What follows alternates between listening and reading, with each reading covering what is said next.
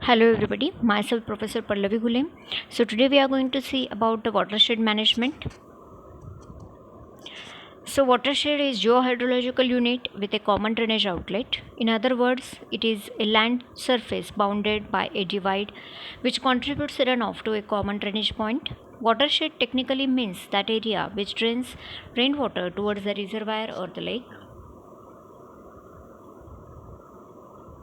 So, principles of watershed management: utilizing the land according to its capacity, protecting the fertile topsoil, reducing the silting hazards in the tanks and reservoirs and the lower fertile lands, maintaining the adequate vegetation cover and soil throughout the year, in situ conservation of rainwater, safe diversion of the excess water to the storage point through vegetative waterways, stabilization of the gullies by providing the checks at specified intervals and thereby increasing groundwater recharge, water harvesting for the supplemental and the seasonal irrigation, ensuring the sustainability for the ecosystem, maximizing the agricultural facilities for the storage, transport, and agricultural marketing, setting up a small scale agrotourism, improving a socio-economic status of the farmers.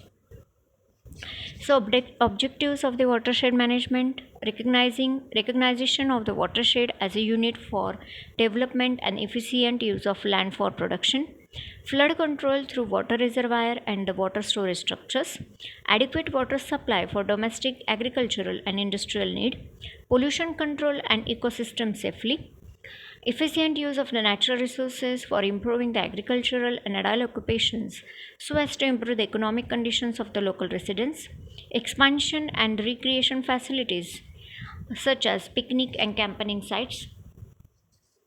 So, watershed management is a geohydrological area on the land surface from which the runoff from the precipitation reach a particular point called as common outlet. So, main components of watershed management are soil and water conservation, water harvesting, crop management, and alternate land use system. So first we'll see about soil and water conservation. So based on the nature and the type of hydraulical barriers and their cost, the conservation measures in the arable lands can be divided into the following three categories. Those are hardware treatment, medium software treatments, software treatments. So hardware treatments are generally the permanent types provided for the improvement of relief, physiography and drainage features of watershed. Different hardware treatments are waterways. High runoff volumes are observed in the watersheds located in the slopy areas. Such runoff water should therefore be channelized through waterways. Bunds: they are low height earthen embankments constructed across the slope in cultivated lands after deciding the location of waterways.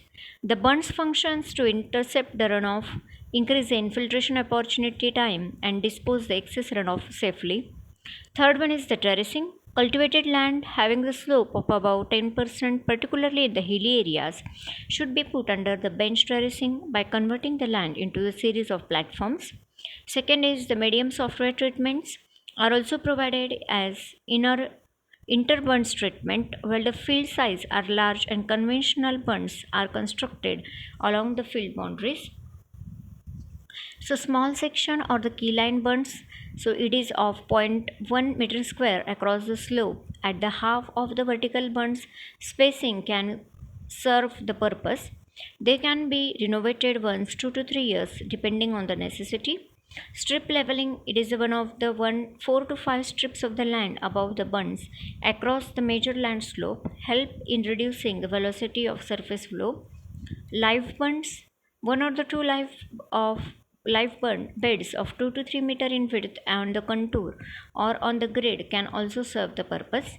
So vegetative or the live barriers: close growing grasses or the legumes along the bunds and at a mid length of the slope can filter the runoff water or slow down the overland flows. Couche grass is widely recommended for this. So software treatments generally consist of are taken up for the in situ conservation for satisfactory crop performance. The simple practices like control farming, compartmental bunding, broadbed furrows, dead furrows, and mulching is used. Second one is this water harvesting. So farm ponds, check dams, percolation wells, and the micro tanks for water harvesting have been used. These structures are useful not only for reducing the erosion and storing the excess water during the peak period of the monsoon, but also improving the groundwater table and recharging a downstream and wells. Third one is the crop management. Crops and varieties to suit the length of cropping season, optimum seeding time, fertilizer schedules and balanced use of nutrients, weed management, package of practices for aberrant weather and contingent crop planning. So fourth one is alternate land use system. So most of the uplands and watersheds are degraded to very low productive levels. Apart from being uneconomical for arable crops, such lands are causing serious imbalance in the ecosystem. For such lands, alternate land use system other than the cropping would be desirable. Such land use system can lead to stability in the production along with the safety in the environment. So, what are the significant gains from the watershed management?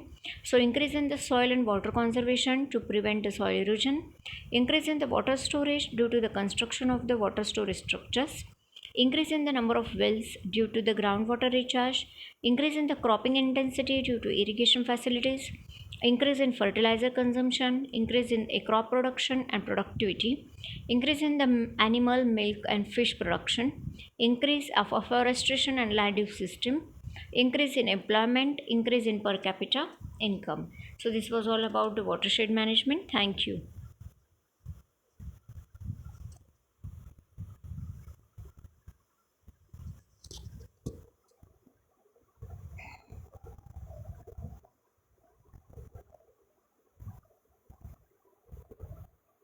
Match खेलोगे तो download the my 11 circle app